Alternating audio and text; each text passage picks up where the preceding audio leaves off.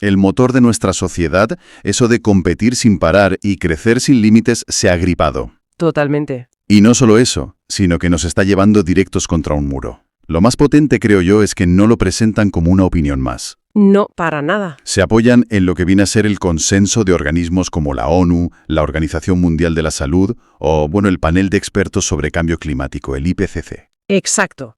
Es una afirmación muy seria. Y para analizarla a fondo, los textos nos proponen un viaje en 2 etapas, digamos. Ajá. La primera es la radiografía del problema, el diagnóstico. Y es bastante demolidor, basado en datos que llevamos décadas acumulando. Pero no se quedan en la queja, ¿no? Estudios muy concretos, que ya se están probando en algunos sitios, hasta un rediseño casi total de lo que podría ser una civilización que decide que su objetivo no es solo crecer. Sino prosperar. Exacto, esa es la palabra, prosperar. Venga, pues vamos al lío. Si te parece, empecemos por ese diagnóstico. De acuerdo. El argumento central es que el modelo actual no tiene un fallo, sino que es el fallo, que genera un daño sistémico y que las crisis que vemos por todas partes no son casualidad. Efectivamente, son como síntomas de una misma enfermedad. Las fuentes los agrupan en 3 grandes áreas que están interconectadas. A ver, La primera, y la más evidente, es el colapso ecológico y climático. Aquí no hay medias tintas. ya. Citan directamente al IPCC, que en sus informes concluye que el modelo económico actual es, y cito textualmente, incompatible con la estabilidad climática. Vaya. Y los informes GEO de la ONU, van en la misma línea. La presión por el crecimiento económico está aniquilando ecosistemas a un ritmo nunca visto. O sea que los propios árbitros globales nos están diciendo que las reglas del juego que usamos nos llevan a destrozar el tablero. Tal cual. Pero los textos no se quedan solo en el planeta, ¿verdad? Apuntan también a lo que nos está haciendo a nosotros. Por supuesto. Esta es la segunda gran área, la crisis humana. La OMS lleva años documentando un aumento brutal de la ansiedad, la depresión y, trágicamente, los suicidios. Uf. Y los textos conectan esto directamente con la presión laboral, la precariedad constante, esa sensación de no llegar nunca. Ya. Presentan incluso la crisis de opiáceos en Estados Unidos no como un problema aislado de drogas, sino como el síntoma extremo de un sistema que literalmente exprime a las personas hasta romperlas. Es la vía de escape cuando el dolor se vuelve insoportable. Eso es. Es un ángulo muy distinto. No es un fallo moral individual, es una consecuencia de un entorno social tóxico. Y me imagino que el tercer pilar de este diagnóstico tiene que ver con cómo nos relacionamos. Exactamente. La degradación social. El dato que aportan es para enmarcarlo. El 1% más rico del planeta ya posee más riqueza que el 99% restante. Es una locura. Los textos argumentan que esto no es un signo de eficiencia del sistema, como a veces se dice, sino todo lo contrario.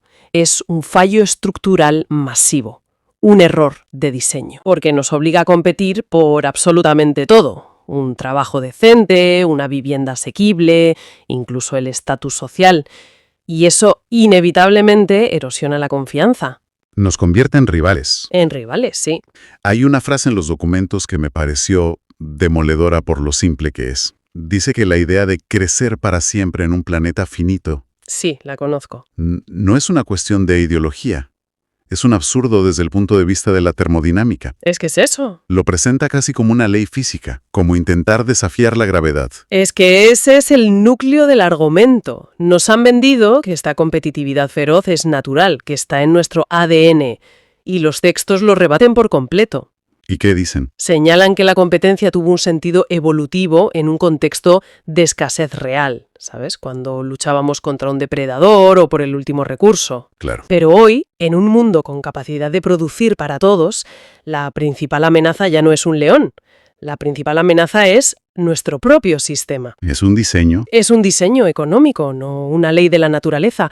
Un sistema operativo que programamos para maximizar una sola cosa, el PIB y los beneficios. ¿Y se ha quedado obsoleto? Pues el consenso científico que recogen las fuentes es que ese sistema operativo se cuelga constantemente y está a punto de borrar el disco duro. Vale, el diagnóstico es demoledor. Si seguimos con este motor, nos estrellamos. La pregunta obvia es, ¿tenemos otro en el garaje o hay que inventarlo de cero? Pues dicen que el garaje está lleno de opciones, que no hay que inventar tanto como decidirse a usar lo que ya tenemos. ¿Y por dónde empezamos? El cambio más fundamental, la pieza clave del nuevo motor, es cambiar la forma en la que medimos el éxito.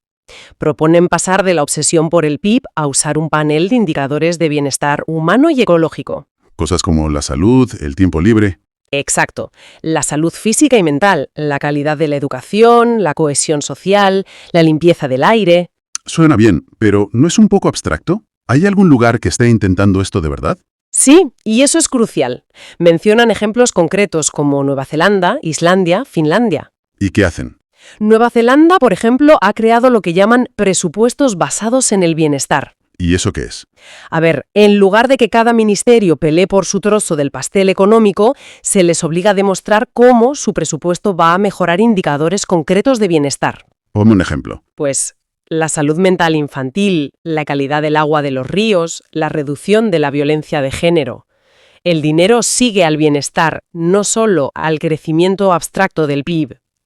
La lógica es aplastante. Es que si la economía no mejora la vida, no sirve. O sea que el objetivo de la economía pasa a ser la vida misma. Eso sí que es un cambio de paradigma.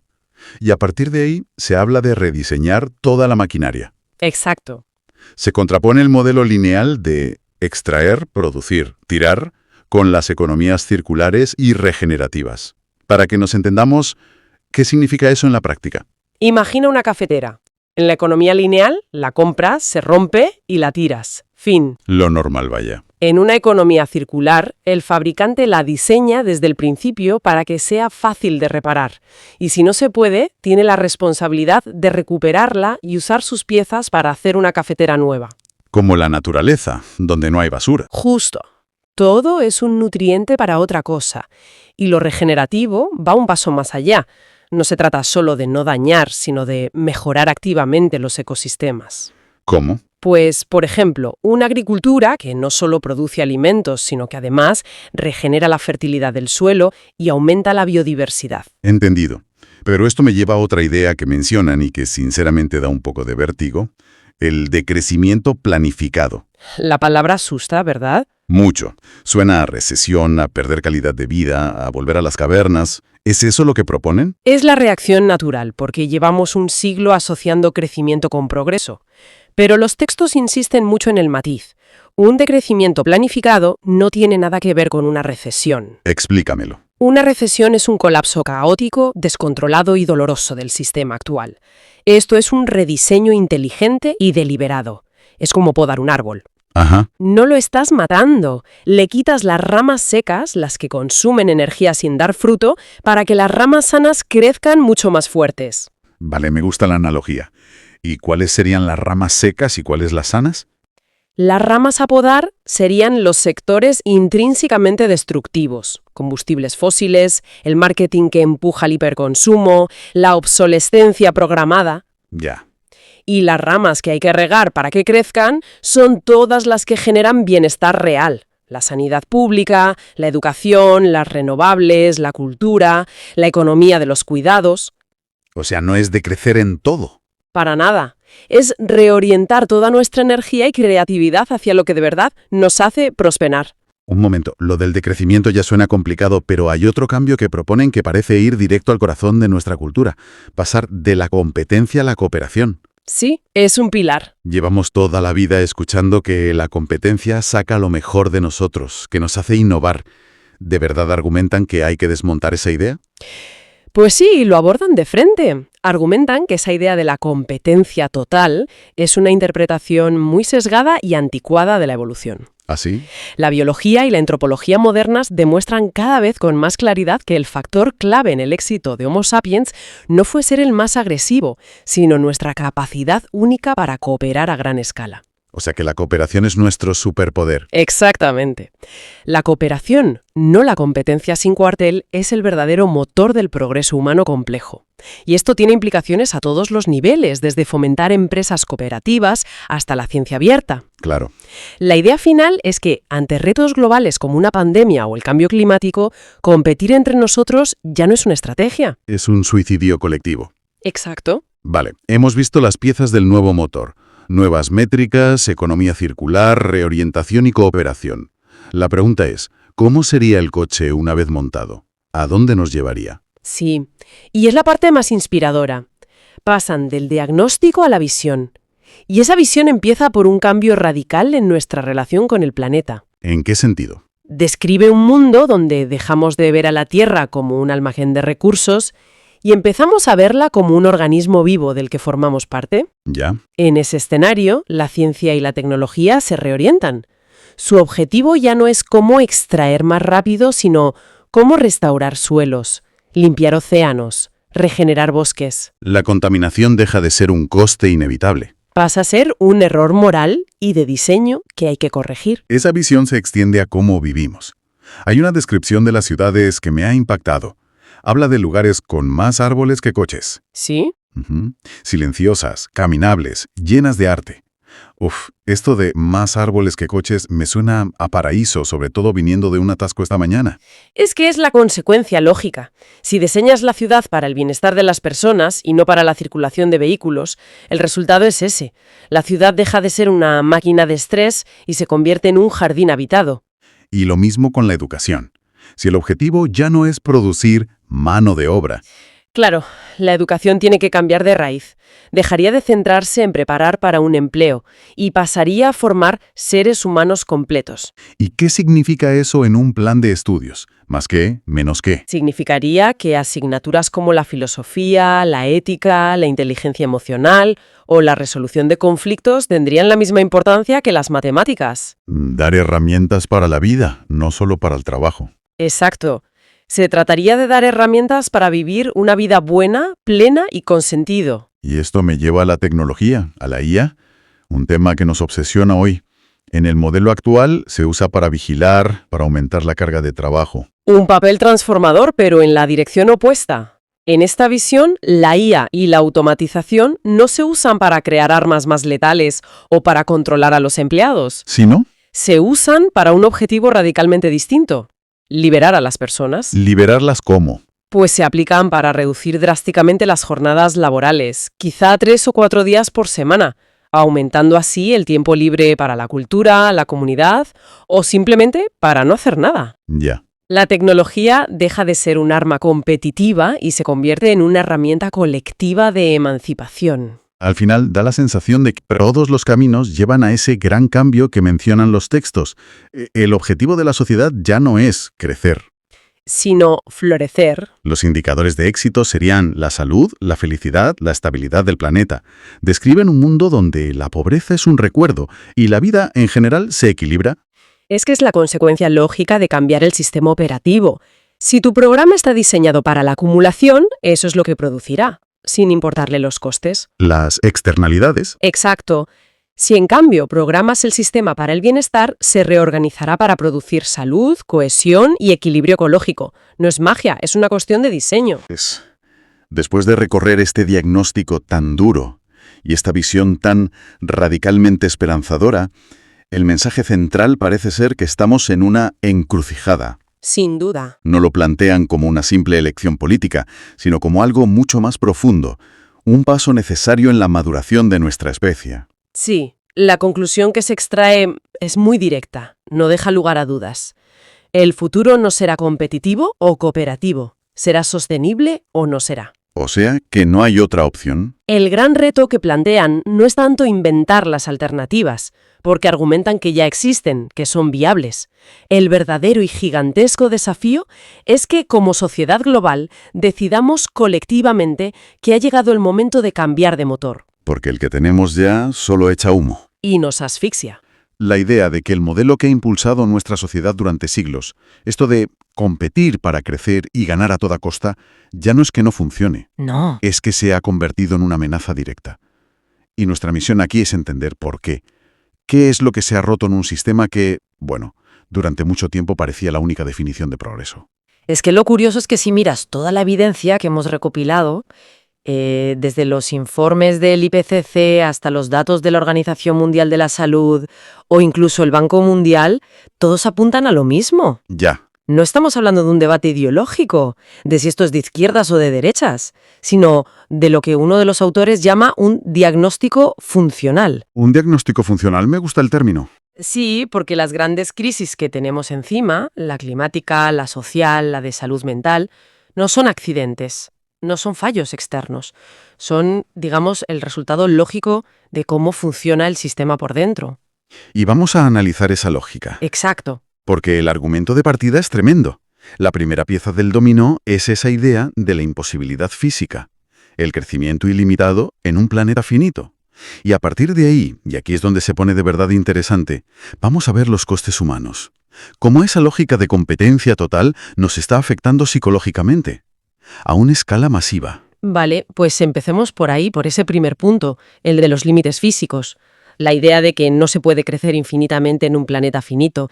A ver, suena casi a sentido común, ¿no? Sí, parece obvio, pero me pregunto qué dicen los informes sobre el argumento contrario. Ese que siempre oímos de, bueno, el ingenio humano, la innovación, la tecnología, que siempre han encontrado una manera de superar los límites. ¿Desmontan ese punto de vista? Lo abordan de frente. Y es una distinción, crucial. Reconocen que la innovación nos ha hecho más eficientes. Sin duda. Claro, pero argumentan que hemos confundido eficiencia con anular las leyes de la física. Lo conectan con algo tan básico como la termodinámica. Termodinámica. Vale. A ver, simplificándolo mucho, la física te dice dos cosas. No puedes crear energía de la nada y todo proceso genera residuos. Si tu modelo económico se basa en usar cada vez más materiales y más energía para producir más, y por tanto generar más residuos, en un planeta que es un sistema cerrado, pues la cuenta no sale.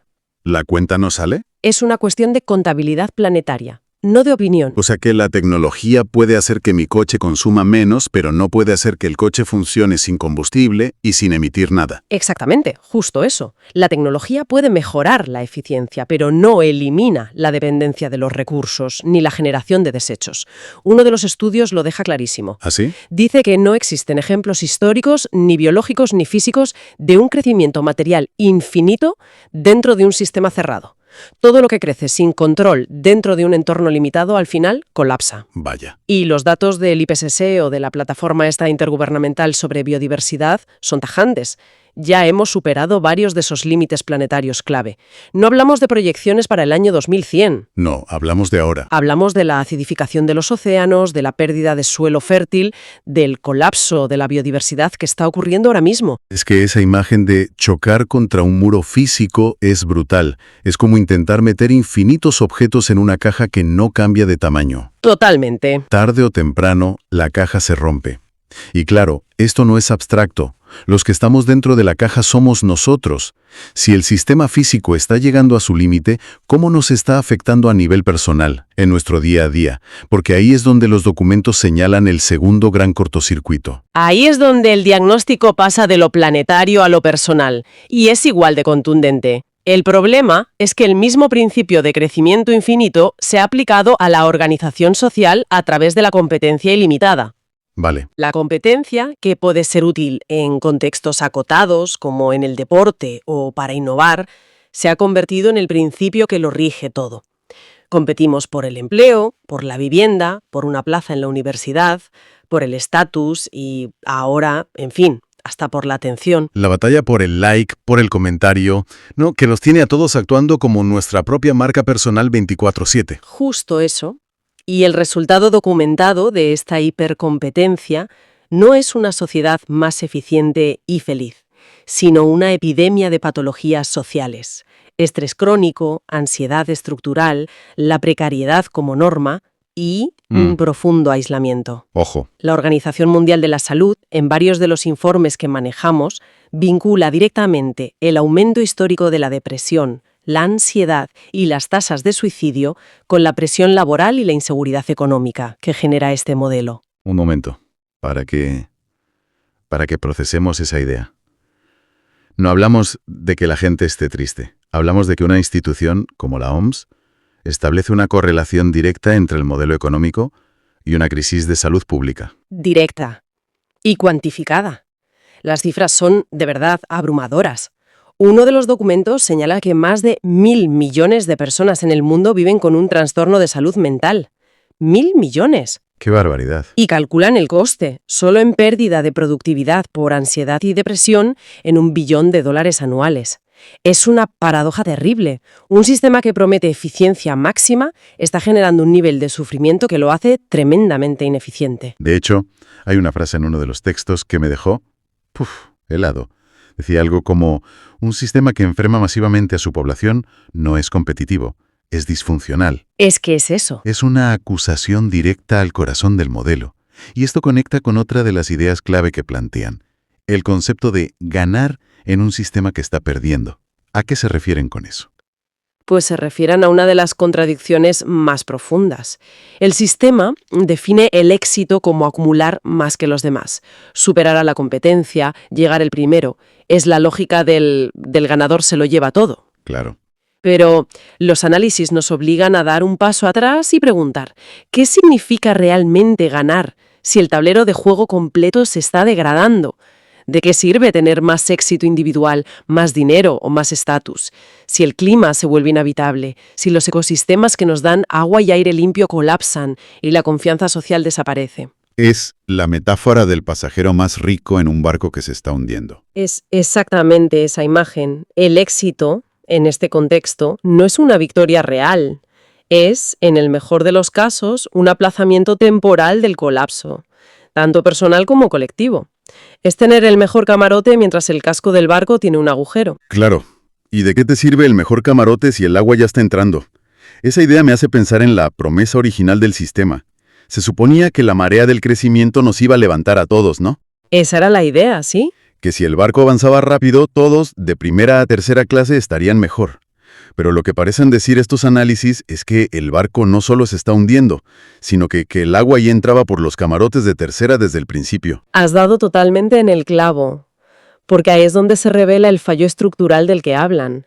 En lugar de esa prosperidad generalizada, lo que los datos muestran es una concentración de la riqueza sin precedentes. Ya. Los textos son muy claros cuando, según datos de Oxfam y Credit Suisse, el 1% más rico de la población acumula casi el doble de riqueza que el 99% restante.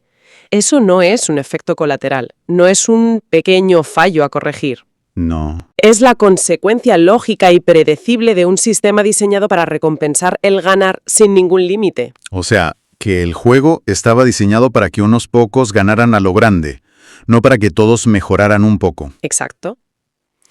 De hecho, uno de los economistas citados lo describe no como un sistema de prosperidad, sino como un mecanismo de extracción, de riqueza desde la base hacia la cúspide.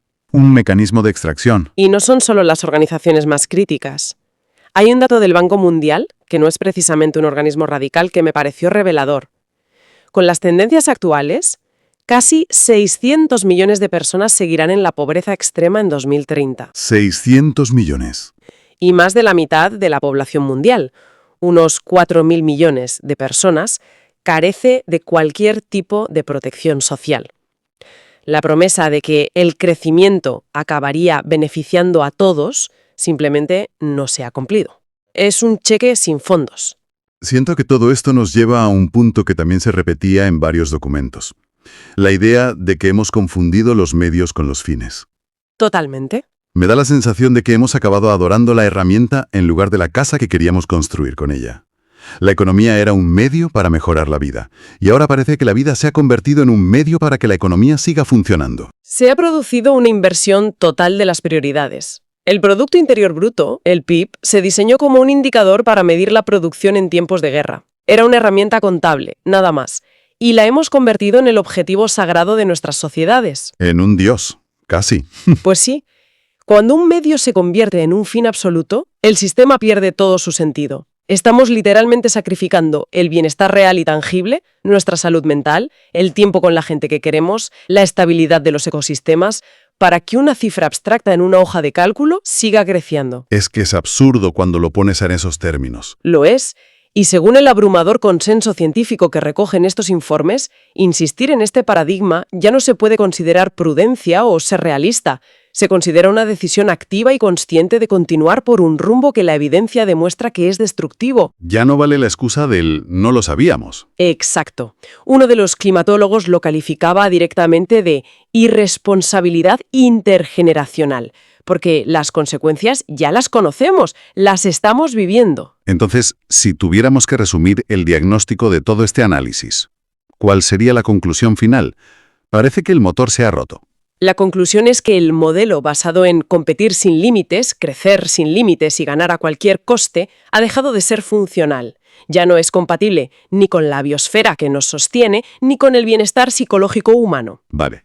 Y lo importante, insisto, es que esto no se presenta como una opinión ideológica. Es una conclusión basada en datos. Es como si el médico te enseña los análisis y te dice, mire, su estilo de vida actual es incompatible con su salud a largo plazo. Puede seguir así, pero ya sabemos cómo acaba la historia. Pero, claro, después de un diagnóstico tan duro, la pregunta es, ¿y ahora qué? ¿Nos quedamos solo en la crítica o los documentos apuntan a alguna dirección? Afortunadamente, no se quedan solo en el diagnóstico. Si conectamos esto con el panorama general, la evidencia no solo apunta al fracaso, sino también a la dirección de la transición que necesitamos. Ajá. Mencionan varios conceptos emergentes que ya se están explorando a distintos niveles, no como fantasías, sino como adaptaciones prácticas a la realidad. Por ejemplo, hablan de la economía del bienestar. La economía del bienestar. Sí, impulsada por países como Nueva Zelanda o Escocia, que propone medir el éxito de un país no por su PIB, sino con indicadores de salud, de educación, de sostenibilidad ambiental. ¿Cambiar las reglas de lo que consideramos éxito? Exacto. O las economías circulares y regenerativas, cuyo objetivo es diseñar un sistema donde no existan los residuos, donde todo se reutiliza y que además se dedique a restaurar la naturaleza, en lugar de solo extraer de ella. Y también se menciona el concepto de decrecimiento. Que es un término que a menudo se malinterpreta como volver a las cavernas, ¿no? Totalmente. Y los autores se esfuerzan mucho en aclararlo. No se trata de vivir peor o de una recesión impuesta. Lo definen como una reducción planificada y equitativa del consumo de energía y materiales en los países ricos. ¿Para qué? Pues para liberar recursos y permitir que los países más pobres alcancen un nivel de vida digno. Todo ello manteniéndonos dentro de los límites del planeta. Se trata de priorizar la equidad y el bienestar sobre el crecimiento ciego del PIB. Entiendo. Así que, al final, la pregunta que nos dejan flotando estos análisis no es tanto si debemos cambiar, sino, como decía uno de ellos, cuánto daño más estamos dispuestos a aceptar como sociedad antes de hacerlo. Nos dejan con una idea final para darle vueltas, ¿eh? Quizás el verdadero problema no es la dificultad de imaginar otro mundo, sino la enorme insistencia en defender uno que, según toda esta evidencia, está claro que ya no funciona.